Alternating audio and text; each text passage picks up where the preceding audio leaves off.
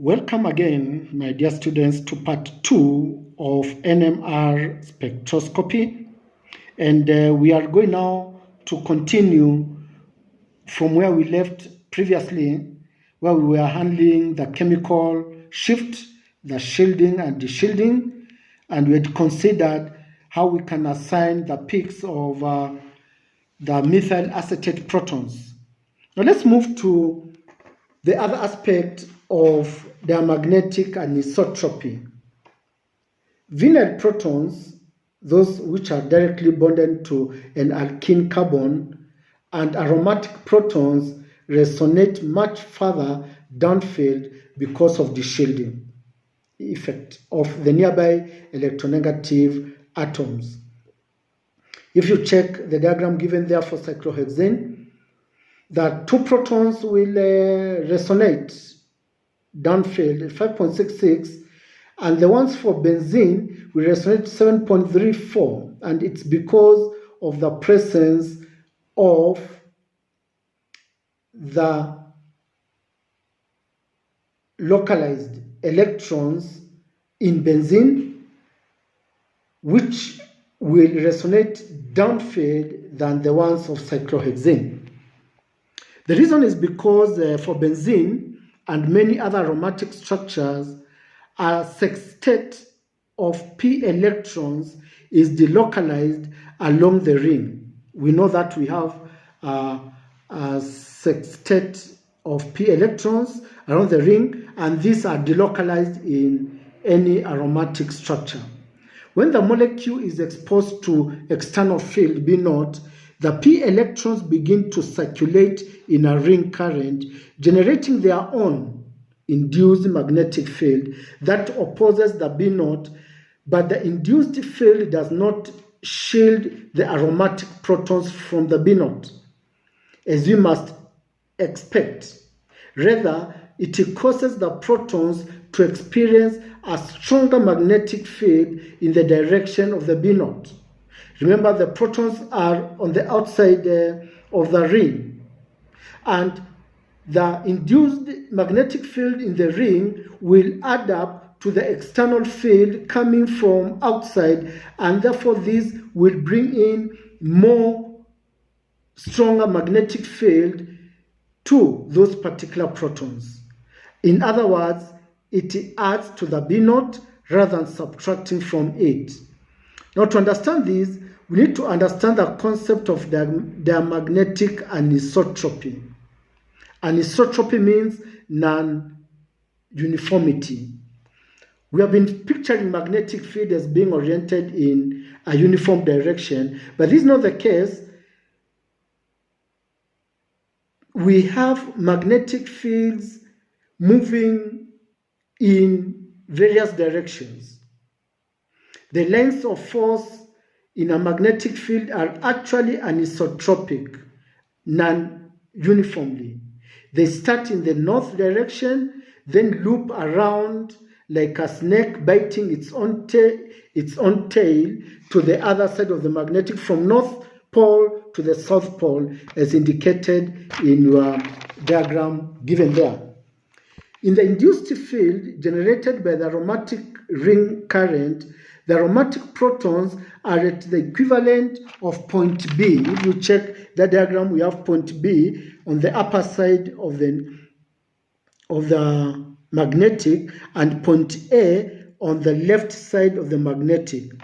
So this means that the induced current is oriented in the same direction of the B0, and so it adds to B0 rather than subtracting it. The end result is that the aromatic protons, due to anisotropy of the induced field generated by the pi ring current, appear to be highly deshielded completely, and their chemical shift is far downfield, between 6.5 to 8, than the ones of the cyclopentane. The magnetic anisotropy is also responsible for the downfield chemical shift of vinylic proteins and the aldehyde proteins 9 to 10 ppm. Although these groups are not aromatic, the vinylic protons and the aldehyde are not aromatic, but there's a problem which comes in. Remember, they are not aromatic, meaning they don't generate the ring currents, as does benzene. But the p electrons circulate in such a manner as to generate a magnetic field that adds to the B naught in the regions or space occupied by the protons. Carboxylic acids, now protons are very far downfield, 10 to 12 ppm, due to the combined influence of the electronegative oxygen atom and the nearby pi bond. Remember, these are carboxylic acid protons. What of hydrogen bonded protons? Protons that are directly bonded to oxygen or nitrogen have chemical shifts that can vary widely depending on solvent and concentration.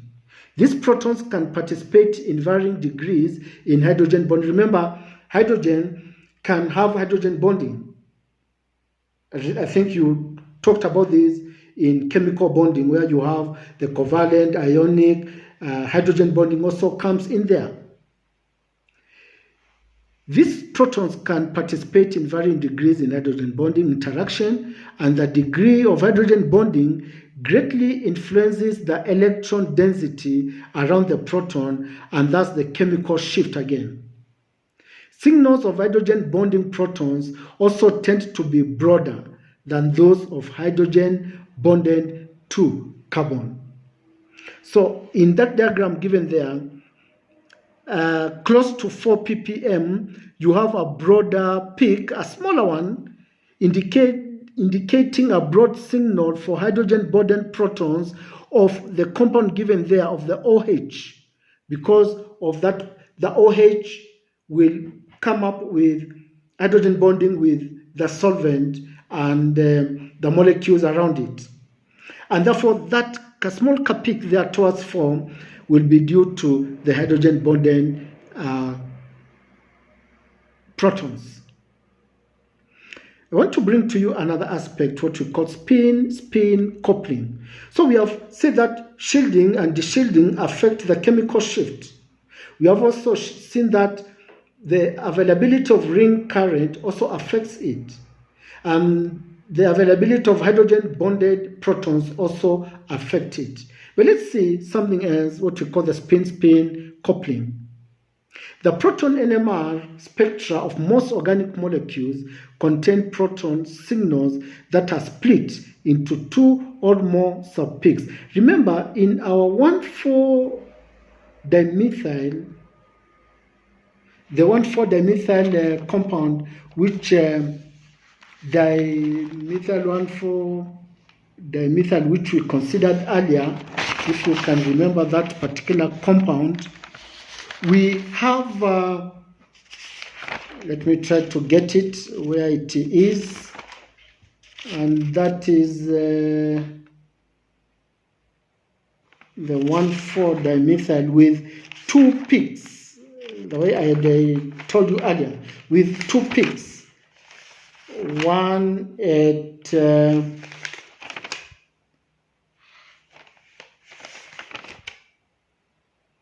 if you check your 1,4-dimethyl benzene with 2 peaks, one close to 2.6 and the other one close to 7.6 ppm of HA and HB. And we have only a single peak for each. HA, though they have 3 protons, they are in the same chemical environment and magnetic environment, they give us a single peak. And the other one gives us a single peak also. But there is a problem which comes in when we begin considering this aspect of a spin-spin coupling. Yes, we may expect that we have a single peak, but there's something else which I would like us to consider.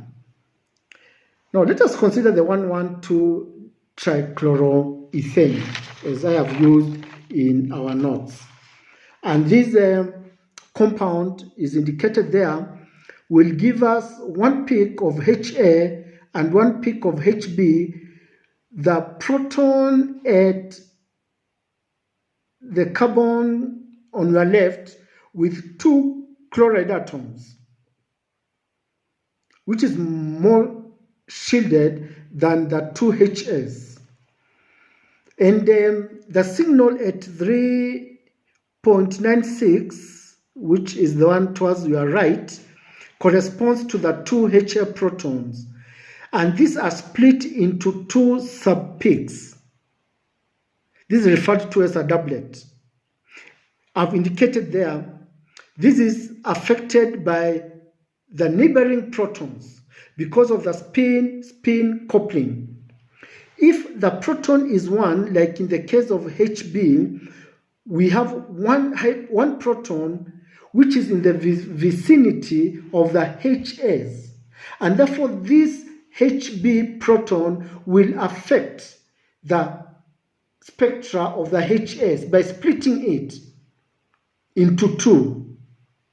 And the 2 peaks are of the same height. And therefore, this gives us what we call a doublet. If you move to the next point, I think I have explained all these. So, if you have the HB now, the vicinity of HB in terms of proton, we have 2 HS.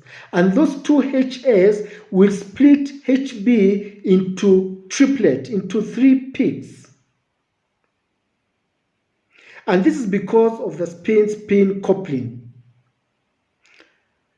The middle peak is greater than the 2 peaks on the either side of the middle peak. I want to explain this. The one for HA is straightforward. But the one for HB, there's a problem which comes in there. How comes we have 3 peaks and the middle peak is higher in height than the others? This may be due to 4 possibilities. Number 1, the magnetic fields of the HAs, the H1 and the H2, HA1 and HA2 may be aligned with the external field B0. And this will give us a deshielding, whereby the HB shifts the NMR signal downfield. And that gives us the peak to your left, the smaller peak to your left. You can have the HA1 and the HA2 magnetic fields opposed to the B0. And this shields the HB. And this shifts the NMR signal upfield. And that gives us the smaller peak to your right. You may have also a possibility of where HA1 is aligned with B0 and HA2 is opposed to the B0, or HA1 is opposed to the B0 and HA2 is with the B0. In this particular situation, the A and the number 3 and number 4 cancel each other because one is with the B0 and the other one is opposite. There's cancellation there. The effect is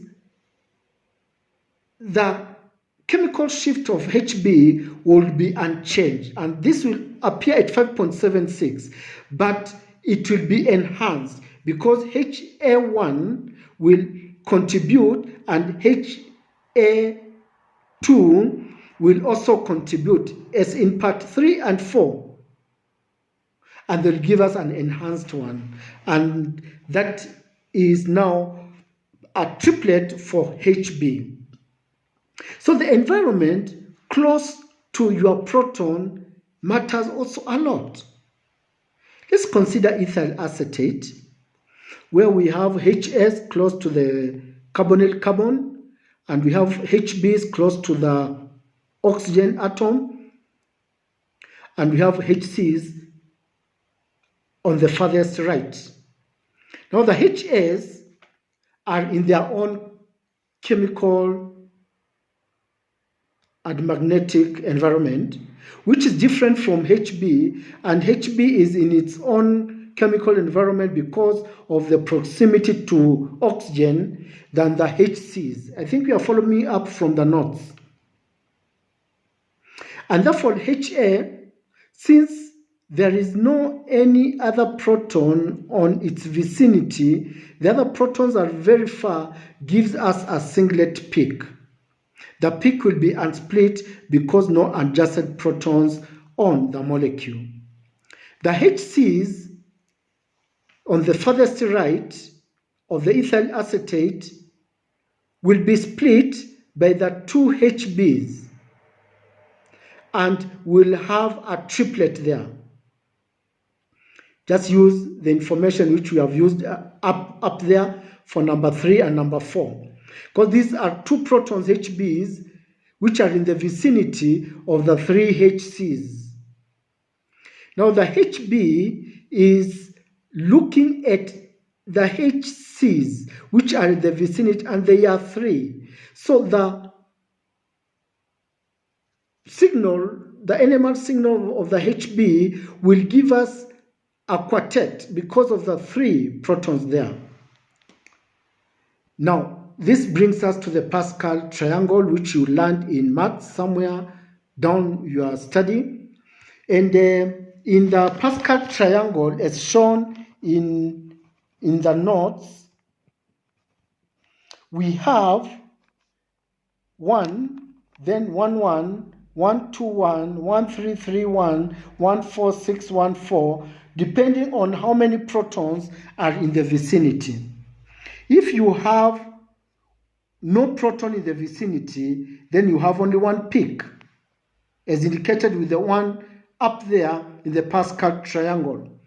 If you have one proton in the vicinity, then you have 2 peaks, indicated with 1, 1. If you have 2 protons in the vicinity, then you have triplet. 3 protons in the vicinity, then like the HCs, you have a quartet. And then you have 4, you have 5 peaks coming in. But check the compound given up there of CH3, CH2, CH2, CH2, CH2, CH2, CH2OH. This is an alcohol, and we can label them like the protons will be A, B, C, D up to H. The A will be singlet because it is in its own environment. The HB will not be affected by the HA because HA iko mbali,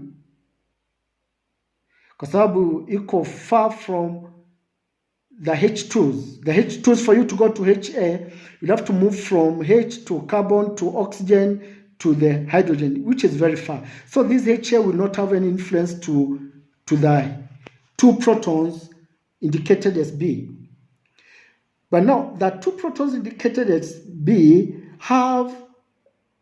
are able to see the 2 protons in C, HC, and therefore we'll have a triplet there because of the 2 protons there.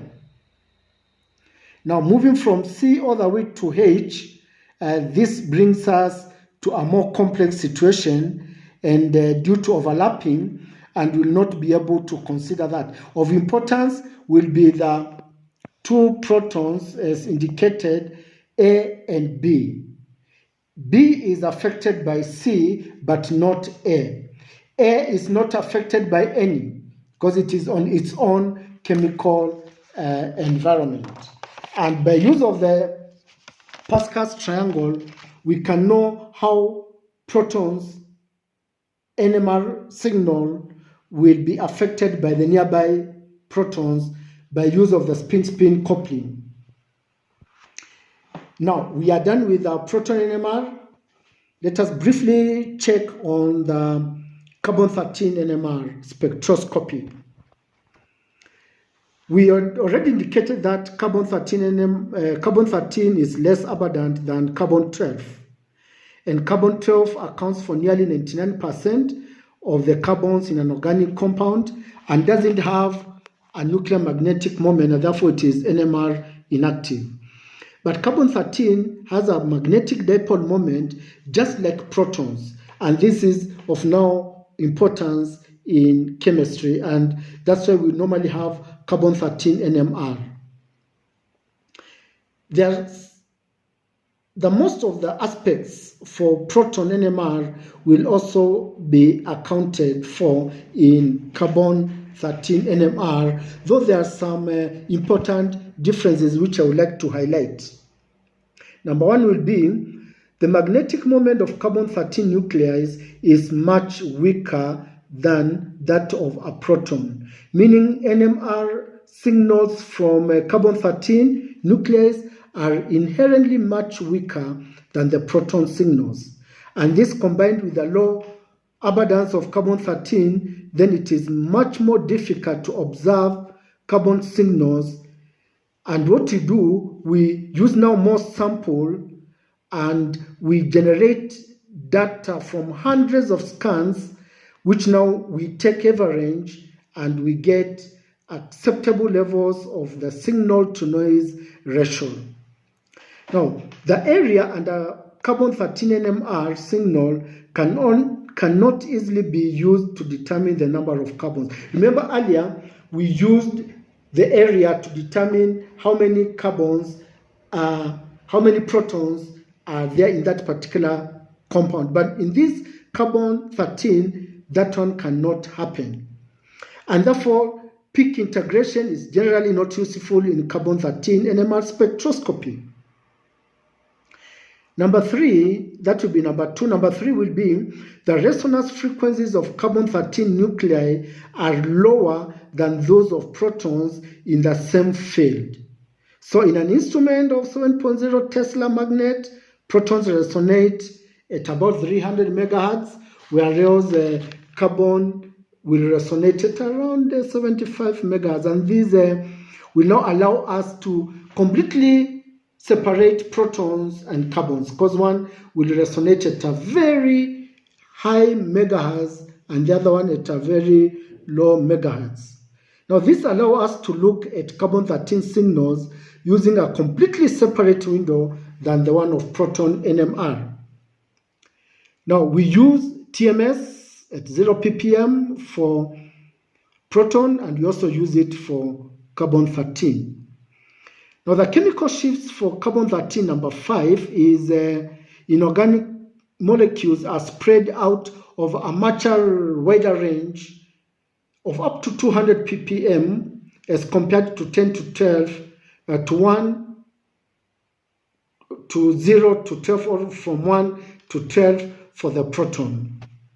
So the carbon shift of carbon-13 nuclei is influenced essentially the same factors that influence protons in the proton NMR. And those can be now about the bonds, the chemical environment, the diamagnetic anisotropy. They will all affect it, the downfield, upfield, the shielding, deshielding, the sp2 hybridization, and so forth. The sp2 hybridization will result in a large downfield shift, and therefore the carbon-13 NMR signals for carbonyl compounds will be generally further downfield, the 170 to almost 220 ppm. This is due to the sp2 hybridization and the double bond to oxygen. Now, because of the lower natural abundance of carbon-13 nuclei, is unlikely to find the two carbon-13 atoms near each other in the same molecule, and therefore no spin coupling between neighboring carbons in carbon-13 NMR. And we expect to have no complicated spectra, only a single line signal for any particular carbon. Though we can have what we call carbon-proton coupling because of the hydrogens, the protons nearby there, but chemists normally make use of a technique we call broadband decoupling, which essentially we turn off the CH coupling and we come up with the signals which are always singlets for the carbons 13 in the spectrum.